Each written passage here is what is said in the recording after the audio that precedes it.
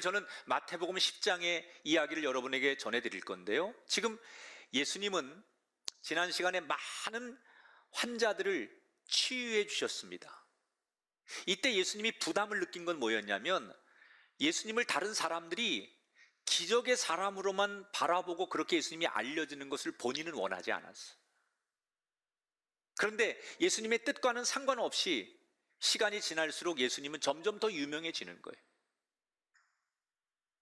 그래서 예수님 주변에는 이전보다 훨씬 더 많은 사람들이 몰려들어요. 한 세 그룹으로 나눌 수 있는데, 첫째는 예수님을 너무나 좋아하는 팬클럽이 생기는 거예요. 그래서 무조건 예수님이 가는 데마다 사람들이 막 쫓아다니는 거예요. 근데 팬클럽만 있는 게 아니에요. 예수님을 시기하고 싫어하고 정치적으로 총을 겨누는 안티들도 생기는 거예요. 이 안티들도 점점 예수님 곁에 예수님의 약점을 잡으려고 모여드는 거예요. 또 한 무리는 누구냐면, 예수님이 정말 필요한 사람들이에요. 환자들이나 가정적으로 어려움이 있거나 예수님 말씀의 은혜를 받기를 원하는 목마른 영혼들이 예수님을 찾아 나오는 거예요. 그러니까 각각 목적은 다르지만 이 사람들은 결국 예수님만 바라보고 예수님 앞에 모여들기 때문에 예수님 주변에는 이전보다 훨씬 더 많은 사람들이 인해 장막을 치게 돼요. 자, 여러분, 예수님 주변에 사람들이 많이 몰려들었다라고 하는 것은 뭘 의미하는 거냐?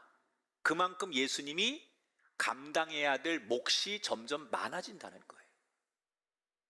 사람들이 많으니까 만나야 될 사람, 그 만나서 이야기하고 들어주고 문제를 상담해주고 그 문제에 대해서 도움을 줘야 될 사람들이 점점 많아진다는 얘기죠. 그래서 예수님은 처음보다 잠을 줄여보기도 하고 식사 시간을 줄여가면서 자기에게 오는 사람들의 필요를 채워주려고 노력하지만 여전히 시간은 턱없이 부족한 거예요. 기도하고 고민하던 예수님이 어느 날 중대한 결심을 하게 됩니다. 그게 뭐냐? 예수님을 따르던 많은 사람들 가운데 예수님의 일을 가까이에서 도와줄 수 있는 핵심 측근 제자들을 세우기로 결심합니다. 그래서 오늘 1절에 보면 이렇게 얘기합니다. 예수께서 그의 12제자를 부르사 더러운 귀신을 쫓아내며 모든 병과 모든 약한 것을 고치는 권능을 주셨다. 예수님께서 기도하고 드디어 나 혼자서는 감당할 수 없으니 나를 도울 수 있는 사람들을 제자로 내가 옆에 세워야 되겠다. 그래서 12명의 제자를 세우는 거예요. 자, 그런데 오늘 이 12명의 제자를 세우는 과정 속에 제일 먼저 주목할 게 뭐냐면, 예수님께서 이 12명을 세우면서 그들이 어떤 일을 감당할 수 있도록 능력을 그들에게 함께 주셨다는 거예요. 우리가 꼭 알아야 되는 것은요, 지금도 예수님은 대책도 없이 사람을 세우거나 아무 근거도 없이 그 사람한테 일을 하라고 하지 않는다는 거예요.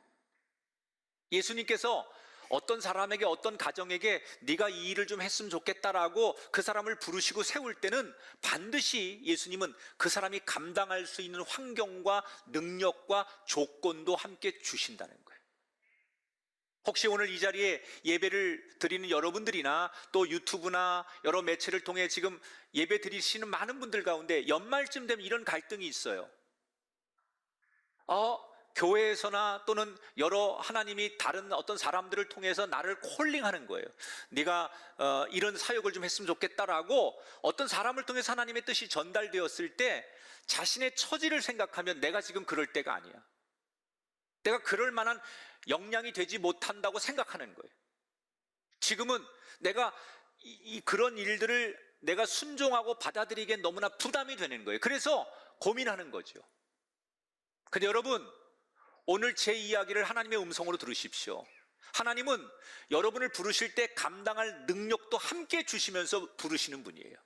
여러분이 순종하고 제가 부족하지만 그럴 상황과 능력이 안 되지만 그게 주님의 부르심이라면 내가 그렇게 하겠습니다 라고 여러분이 순종할 때 거기에 주의 능력도 여러분에게 함께 임하는 줄 믿으시기 바랍니다. 자, 예수님이 12제자를 세우셨다고 그랬잖아요. 어떤 사람들이죠? 12명의 이름을 살펴볼까요? 우선 갈릴리 어부 출신들이 있어요. 4명이에요. 베드로, 안드레, 요한, 야고보. 이 사람들은 갈릴리라고 하는 호숫가 주변에서 어부로 살던 사람들인데 제자로 부름받은 4명이에요. 그리고 어부는 아니지만 한 동네에 같이 살던 2사람이 있어요. 빌립과 바돌레메라고 하는 사람이에요. 그리고 지난 시간에 소개해드렸던 세리 마테, 야고보, 또 도마, 그리고 다데오, 그리고 시몬이라는 사람도 제자로 부름받고 유대 땅의 출신 가롯 유다도 12명이 들어가요. 자, 여러분, 이 12명, 우리가 예수님께서 쓸만한 사람들 12명을 이렇게 부르시고 제자로 임명하셨다, 이렇게 글로 보면 너무나 상식적인 얘기처럼 들리지만, 이 12명을 딱 불러놓고 너희들이 내 제자가 되면 좋겠다라고 딱 임명을 하실 때 정작 12명들은 서로 옆 사람을 바라보면서 네가 어떻게 제자가 될 수 있어? 내가 어떻게 너하고 같은 동급이야? 이러면서 서로를 뚫어져라 쳐다보고 전혀 어울릴 수 없다는 사람들이 어울려진 것처럼 불쾌한 표정들로 서 있었다는 거예요. 지금 여러분, 예수님이 부른 이 12명의 조합을 보면 서로 어울릴 수 없는 조합들이에요. 지역으로, 이념으로, 그들의 성격으로 그들은 전혀 어울리지 않는 사람들이에요. 맞는 게 하나도 없는 사람들이에요. 자, 그러면 예수님을 돕기 위해서 부른 제자들이 가장 중요한 게 팀워크인데, 이 팀워크를 이룰 수 없는, 맞는 게 하나도 없는 사람들을 왜 제자로 부르신 걸까? 그들을 파악을 못 하신 걸까? 아니에요. 예수님은 서로 어울릴 수 없는 걸 너무나 잘 알고 있었어요. 이런 갈등이 있을 거라는 걸 너무나 잘 알고 있었어요. 그럼에도 불구하고 예수님은 그냥 그들을 제자로 부르신 거예요. 우리 같으면 이 인사는 실패한 인사죠. 근데 예수님은 밀어붙였단 말이에요. 왜 그러셨을까? 예수님은 어울릴 수 없는 이 조합을 가지고 예수님의 제자로 세우시면서 정말 중요한 예수님의 제자가 된다라는 것에 대한 메시지를 던져주시는 거예요, 우리에게. 그게 뭐냐면, 예수를 믿는다는 건, 우리가 예수님의 제자가 된다는 것은 내가 만나는 사람이 누구이든 내 앞에 누가 있든 그거와 상관없이 나는 예수님께 집중하는 게 예수 믿는 거라는 거예요. 그게 제자가 되는 거예요. 각자가 가지고 있는 조건으로 따지다 보면 서로 미워할 수밖에 없어요. 내가 가진 재능과 네가 가진 재능과 스펙들을 가지고 따지면 서로 우열을 가릴 수밖에 없어요. 그래서 예수님은 다 다른 조건이고 다른 상황이지만 그런 걸 뛰어넘어서 누구에게만 집중하라고 하는 거냐? 너희들 나를 위해서 부름받았고 내가 너희들을 불렀으니 나에게 집중하라는 거예요. 예수님은 12제자에게 그런 메시지를 주는 거예요. 자, 이렇게 예수님은 다양한 조건을 가진 사람들을 12명의 핵심 제자로 세웠습니다. 예수님이 표면적으로 제자를 세우신 이유는 아까 말했듯이 예수님의 사역이 너무 많아지니까 이것을 좀 나누어서 도와줄 사람이 필요했기 때문에 세운 거예요.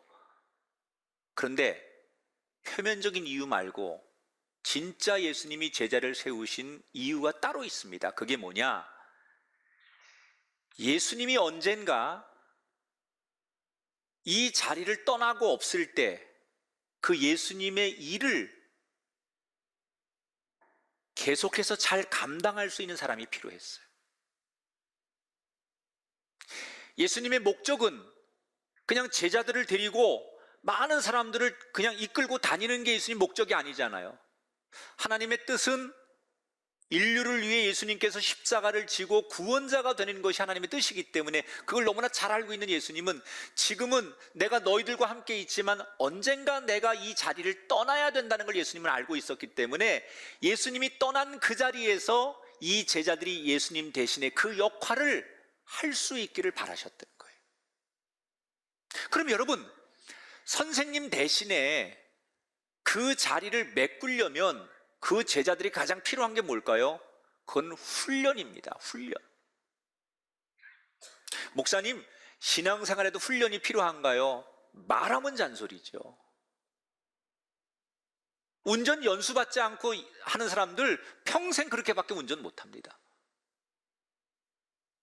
처음에 훈련이 있어야 돼요. 아니, 인류의 선수는 다 된 것 같아도 매일 훈련하는 거예요. 신앙생활 잘하는 사람들은요, 훈련합니다. 이게 하나님의 뜻이에요. 나는 뭐 예수 믿은 지 오래됐고 교회 다닌 지 오래됐으니까 익숙하기 때문에 훈련을 안 하려고 한다면 이미 굳어버린 사람이고요, 그건 이미 뒤떨어지는 사람이에요. 예수님은 제자들을 훈련시켰어요. 그래서 12명을 부르자마자 예수님이 하신 게 뭐예요? 그들을 훈련시키기 위해서 전도 실습 현장으로 내보내는 거예요. 그 목적이 훈련의 목적인 거예요. 아니, 처음 제자 되자마자 가서 전도해와 그리고 목표를 준 게 아니라 이 실습을 내보내는 이유는 그들을 트레이닝하는 거예요. 혹독하게 훈련해서 진짜 예수님의 몫을 감당하도록 만들기 위한 목적으로 내보내는 거예요. 그래서 오늘 성경에 보면 예수님께서 그들을 내보내시면서 지침을 주세요. 근데 이 제자들은 너무 당황스러운 거예요. 우린 예수님의 가르침을 받고 예수님이 좋아서 예수님이 곁에 왔는데 어느 날 열심히 하다 보니 제자가 된 것까지는 좋아요. 그런데 예수님 옆에만 따라다니고 예수님이 시키는 일만 하면 되는 줄 알았더니 어느 날 예수님이 너희들은 저리 가고 너희들은 이리 가고 이렇게 자기들을 완전히 저 멀리 보낸다는 거예요. 한 번도 생각해 보지 않은 이런 상황에 부딪히며 제자들은 당황스럽고 막막했을 거예요. 그런데 예수님이 그럼에도 담대하게 그들을 훈련의 장소로 내보내셨어요. 그러면서 가서 너희들이 무엇을 해야 되고 어떤 것들을 지켜야 되는지에 대한 규칙을 주시는 거예요. 훈련이라는 게 하고 싶은 대로 해가 아니라 규칙이 있잖아요. 그래서 그들을 훈련의 장소로 내보내면서 규칙을 주기 시작하는데 제일 먼저 무슨 규칙을 주느냐? 너희들이 복음을 들고 전도하러 가는데 이방인에게나 사마리아인들에게 전도하지 말고 같은 동족인 이스라엘 사람들에게 복음을 전해라 라고 당부하세요. 자, 이걸 문자적으로만 해석하면 아니, 예수님이 세대를 뛰어넘고 모든 민족을 사랑하는 차별 없는 사랑이 예수님의 사랑인데 어떻게 복음을 이방인들에겐 전하지 말고 이스라엘 사람들에게만 전하라고 이렇게 예수님 앞뒤 말이 다르게 말씀하실 수 있을까? 이런 생각을 하잖아요, 우리가. 예수님의 의도는 이게 문자로 봐서 글로 보면 예수님 이상해, 이 모순이 있어 이렇게 해석하면 안 되고 이거는 예수님의 의도가 있는 거예요. 어떤 거냐면 복음이라는 것은요, 가장 가까운 데서부터 전해지는 시작을 하라는 거예요. 그러니까 복음은 내가 살고 있는 내 가족들 또는 이웃들, 동료들 이 가까운 곳에서부터 복음이 전해져서 이것이 점차 넓어져서 열방으로 나가는 것이 복음의 진리의 핵심이에요. 그러니까 예수님이 이방 사람들, 우리 민족 이렇게 차별해라 그런 게 아니고 이 뜻은 가까운 데서 복음이 전해지기 시작해서 그 복음이 확산돼 나가는 규칙을 주시는 거지 차별하라는 얘기가 아니에요. 그러니까 가까운 데라는 것은 구석구석 보이는 곳, 가장 익숙한 곳부터 복음을 전하고 그리고 열방으로 나가라는 거예요. 그 다음에 가서 뭘 하라고요? 천국 복음을 전해라. 그리고 병든 자를 고치고 죽은 자를 살리고 또 나병 환자를 깨끗하게 하고 심지어 귀신 들린 사람이 있으면 그 사람을 귀신을 쫓아내고 자유하게 해줘라. 너희들이 가서 해야 될 일이 이런 거다. 이런 상황이 부딪히면 이런 일을 다 해야 된다. 이렇게 예수님이 미션을 주셨어요. 이 이야기를 듣는 제자들은 고개를 갸우뚱거리고 또 어떤 제자들은 고개를 푹 숙이고 한숨을 쉬면서 이게 돼? 내가 이걸 어떻게 해? 내가 어떻게 죽은 자를 살리고 내가 어떻게 병든 자를 고치고 귀신 들린 자를 내가 어떻게 고쳐? 이게 나한테 이걸 어떻게 예수님 하라고 하지? 나는 그럴 능력도 경험도 없는 사람인데 이걸 나한테 하라고 해. 내가 이걸 어떻게 해? 이런 걱정과 두려움이 생기는 거예요. 여러분, 예수님이 그들에게 이런 일을 맡기시는 이유가 뭐예요? 할 수 있기 때문이에요. 왜? 내가 능력도 함께 주리라 하셨기 때문에. 이런 지침도 있어요. 어느 마을에 들어가서 너희들이 어느 집에 묵게 되면 그 마을을 떠날 때까지 처음 묵었던 그 집을 중간에 바꾸지 말아라. 왜? 중간에 그 거처가 훨씬 더 좋은 환경의 집으로 옮길 수 있는 상황이 되더라도 나중에 더 좋은 집이 나오더라도 처음 나한테 호의를 베풀어 준 사람의 은혜를 잊어서 안 된다. 그렇기 때문에 첫 집에서 그냥 그 마을을 떠날 때까지 불편하더라도 계속 묵는 게 그리스도인의 관계의 도리다. 이걸 가르치는 거예요. 중요한 얘기, 또 무슨 얘기를 하느냐? 어느 집에 가든지 그 집에 들어가면 반드시 복을 빌어 주어라. 네가 생각해서 이 집은 상류층이 살고 이 집은 못 사는 사람들이 사니까 이 집은 복을 빌어주고 이 집은 안 주는 게 아니라 어느 집에 가든 잘 살든 못 살든 네가 좋아하는 사람이든 싫어하는 사람이든 너는 무조건 가서 복을 빌어주는 사람이 되어라. 복음을 들고 왔으면 진심으로 그 복을 전해주는 사람이 돼야지. 내가 스스로 그걸 가감하거나 내가 선택할 수 없다라는 말씀하는 거예요. 자, 지금까지 예수님이 준 이 지침만 들어도 제자들은 머리가 아파요. 그러나 어떻게 보면 예수님이 하라고 하니까 이 주신 규칙들을 제자들은 지킬 수 있다고 생각할지도 몰라요. 그런데 이 뒤에 나오는 지침을 듣는 순간 제자들은 도무지 받아들일 수 없는 예수님의 말에 좌절을 합니다. 어떤 얘기를 예수님이 하시느냐? 너희가 복음을 전하고 절대로 대가를 요구하지 말아라. 이 말. 여러분, 우리가 들을 때는 이 현대 사회에서 우리가 복음을 전하는 것은 대가를 위해서 전하는 게 아니야 라는 것이 인식이 되어 있지만 예수님 당시에는 내가 가지고 있는 복음을 누군가에게 나누고 뭔가를 가르치고 능력을 베풀면 당연히 대가를 받는다고 생각했어요. 예수님 당시의 교육의 방식은 지금처럼 학교 교육이나 학원의 교육이 아닌 도제 교육이라고 해서 자기가 정말 배우고 싶은 선생님을 쫙 이렇게 유명한 선생님들이 있으면 그 선생님을 쫓아가서 저를 제자로 받아주십시오. 그래서 그 선생님이 자기를 제자로 받아주면 그 선생님으로부터 가르침을 받는 거예요. 그러면 이 제자는 선생님에게 요즘 말로 말하면 수강비를 내는 거예요. 그래서 선생님은 제자들을 가르치고 가르친 비용으로 생활을 하고 가족들을 살게 하는 거예요. 마치 의사가 치료 행위를 하면 당연히 대가를 요구할 수 있는 것처럼 그 당시에 사람들은 자신의 능력을 누군가에게 나눠주고 자신이 가지고 있는 지식을 누군가에게 전해주면 그거에 대한 대가를 받을 수 있다고 생각하는 거예요. 그래서 제자들은 예수님의 일을 하지만 내가 복음을 전하고 가서 귀신을 내쫓아주고 병자를 고쳐주면서 그 대가를 받아가지고 살 수 있다고 막연하게 생각했는데 예수님 뭐라고요? 전혀 그런 대가를 받으면 안 된다. 아무 대가 없이 그냥 베풀어야 된다.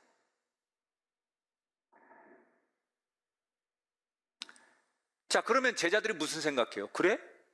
그러면 뭘 입고 먹고 가서 뭐 잠자고 이런 거 다 내가 준비해야 되네?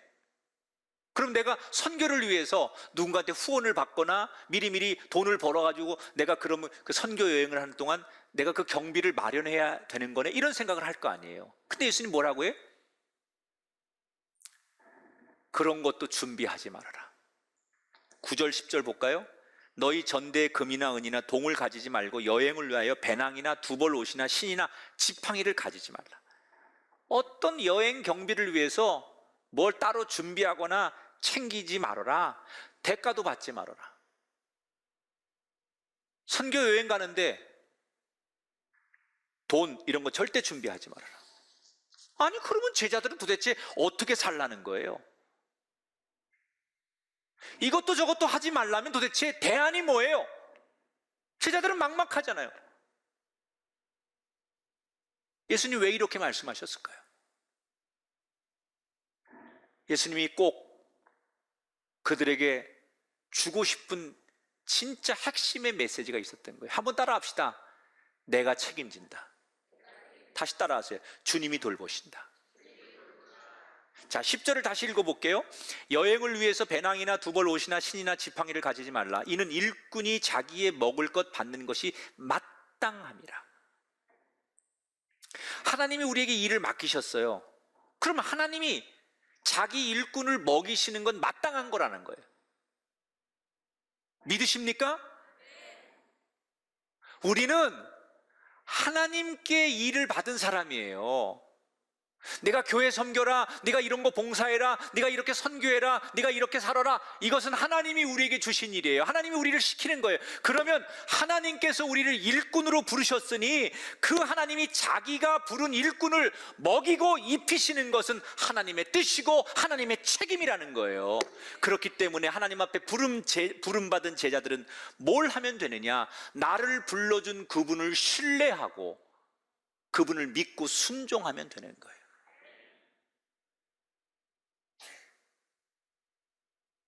이게 여러분 복음의 핵심 아닙니까? 우리가 예수를 믿는 우리가 정말 예수님만 신뢰하고 나에게 그 일을 맡기신 하나님만 절대적으로 의지하고 하나님만 바라보고 순종하면 하나님이 내가 너를 일을 맡겼으니 너의 먹고 사는 문제, 너의 자녀의 문제, 너의 미래의 문제는 내가 책임진다. 이것이 오늘 예수님께서 오늘 본문을 통해서 제자들에게, 우리들에게 주고 싶은 메시지라는 거예요. 여러분, 이 말씀의 주인공이 되시기를 주의 이름으로 축원합니다. 우리는 과연 정말 예수 믿는 사람으로 올 한 해를 잘 살았는가? 난 정말 내가 주님의 제자라고 하는데 난 그만큼 합당한 삶을 살았는가?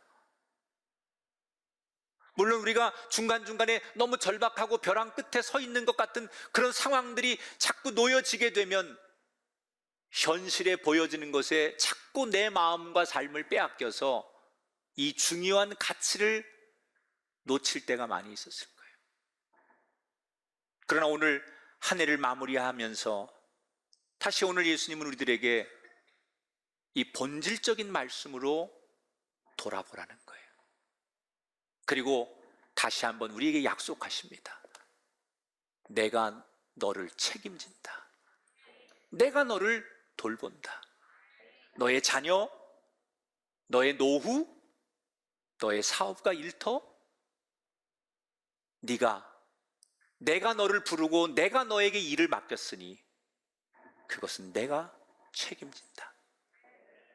이 하나님의 약속의 말씀을 기억하며 저와 여러분, 이 말씀의 주인공으로 우린 정말 이 말씀이 이루어진 사람으로 고백을 나눌 수 있는 그런 한 사람이 되시기를 축복하면서 이 말씀 앞에 자신을 잘 다듬고 새로운 한 해로 우리 모두 힘차게 일어나기를 주님의 이름으로 축복합니다.